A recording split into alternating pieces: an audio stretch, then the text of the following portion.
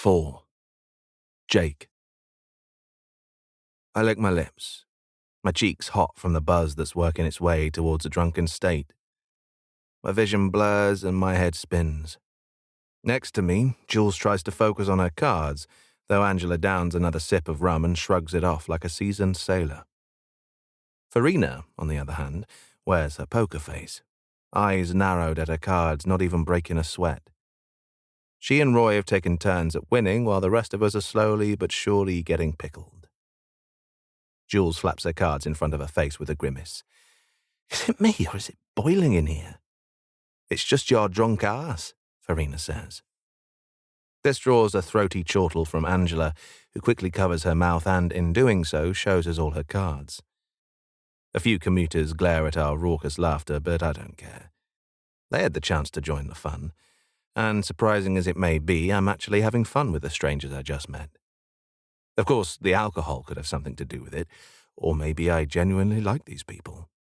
I've learned that Jules can burp the national anthem, Farina has a weakness for sloths, Angela wishes she could do the splits, and, according to Angela, Roy wants to be a magician. Jules grabs the bottle and takes a sip as Farina swats at her hand. Oi! Stop drinking the chips! I reach for the deck of cards when the speakers in the car crackle with static. The few of us who speak fall silent, and the rest unplug their earbuds when they notice our attention turn toward the round speakers. If there is a member of underground staff on this train, please make yourself known to the train operator. My first instinct is to groan. I've just finished a 7-day stint of shifts. The last thing I want to do is clock in extra hours, but then I realize that if the train operator is asking for help, things might be worse than he let on. The thought sobers me up enough to put my cards face down on the floor. Sorry. My fellow card players watch in surprise as I get to my feet and make my way to the intercom. I stare at the aluminium button. I could say nothing. No one would ever know. But if I were operating the train right now, I'd be fucking pissed if I needed help. I sigh and press the button. Operator 936024 reporting for duty.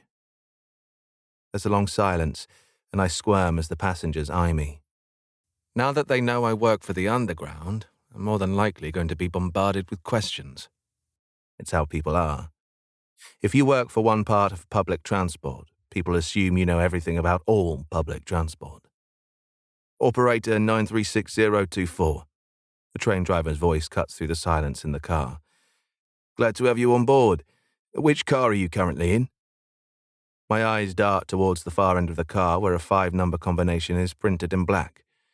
I'm in 96118, the 7th car. Great. Inspector Sands is on his way, so everything should be fine, but please make your way to the driver's cab. There's a brief pause. For further instructions. The speaker holes gape up at me like hungry little mouths from the wall panel. Inspector Sands. It's the code we most commonly use when fire alarms have been triggered or for other safety-related issues. I look around my carriage and peer into the adjoining one. No smoke, and the commuters look as bored and displeased as the people in this one. I frown. The safety of this train is somehow compromised, so everything can't be fine. And if it is, why did I need to identify myself? Operator? The driver asks through the speaker. Now that I know what to look for, it sounds tense and on edge. Yes, copy that. Operator out. I reply, an uneasy feeling settling in my stomach. What is he not telling us? Excuse me. The girl with the handbag looks up from where she sits. How long will this take? Here we go again. Other passengers murmur and nod as if none heard the same message I did. I don't know, I say with a scowl. I move towards the card game and my bag. An annoyingly pompous voice sounds behind my back. Are you going to return to acting like a child? Didn't you hear him? Prince Charming holds on to the ceiling bar and glares at me. The surrounding commuters look my way as well, a small buzz growing as they mutter amongst themselves. I knew I shouldn't have made myself known. Instead of being grateful that I'm stepping up, people jump at the chance to vent their frustrations at the nearest, most convenient target. Me. I heard him fine. Like I said, I'll be making my way to the cabin for further information. Oh, that's great! Prince Charming throws his hands in the air in disbelief. A chunk of his hair flops from its wax confinement. I guess you get paid for being useless. I understand most commuters think I get paid to press a button and be insulted all day long, but it's poncy wankers like this that really get to me. They think their cotton shirts, silk ties, and £400 suits mean they're better than anyone. I'm used to the staring when people see the ink that rises to my chin and my black earplugs. They have certain ideas about people like me. Right now, I feel like living up to their expectations. I take a deep breath when Angela comes to where I stand, hands on her hips like policemen you see on TV. Is there a problem here? She asks in a stern but calm voice. Huh, I was wrong. She is the copper. Prince Charming's glare falters, but he quickly regains himself. This man shouldn't be mucking about when all of us are stuck and wanting to go home. Angela turns to look at me. I think she might actually agree with Prince Charming and the other annoyed commuters who nod, but then her brows knit and she tilts her head at Prince Charming. Does this man look like he's still on the clock to you? She motions towards where I stand in my casual pub night clothes. Well, no, but... Prince Charming purses his lips in annoyance. Okay, well. Angela cocks her head and her mouth thins. Then why don't we let him get on with it and be thankful he's willing to help? The look on Prince Charming's face makes me want to smirk, but Angela has just diffused the situation, so a cocky attitude would help no one. Thanks, I say in a low voice as we both turn to the others. You're welcome. She smiles and gives me a gentle pat on the shoulder. Now, get us the hell out of here. Sure.